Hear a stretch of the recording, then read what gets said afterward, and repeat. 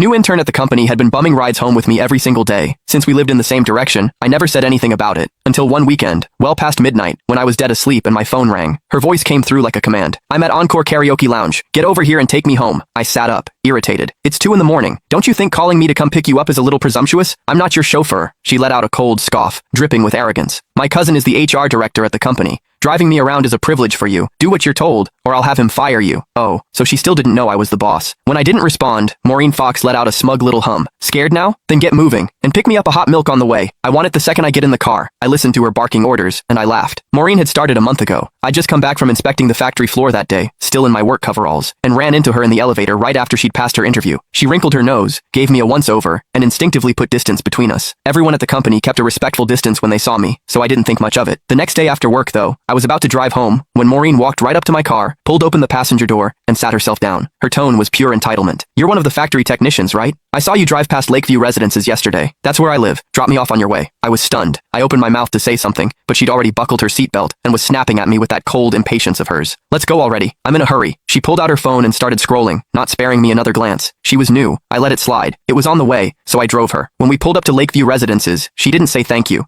She just shoved the door shut and walked off without looking back. I thought that would be the end of it. It wasn't. From that day on, Maureen showed up in my passenger seat after work like clockwork. Never asked, never waited for an invitation. Before I could even object, she started making demands. "From now on, stop by my building in the mornings when you're heading in. Pick me up on the way. I hate the smell of smoke. I know it's your car, but no more smoking in it. I got down here 3 minutes before you today. Be faster next time. Don't make me wait. These seats are too hard. Bring a cushion for me tomorrow. Something soft. I don't like the color of this car. When you get a chance, wrap it in pink." Now I knew. Her cousin was the HR director. "Hello? Why aren't you saying anything? Are you on your way or not?" Maureen's impatient voice crackled through the phone again. I yawned. "No, I'm going back to sleep. Call yourself a cab." I hung up. Before I could even set the phone down, it rang again. Maureen again. "Are you out of your mind? You actually hung up on me? Do you have any idea that my cousin is sitting right next to me?" I replied lazily. "Oh, and?"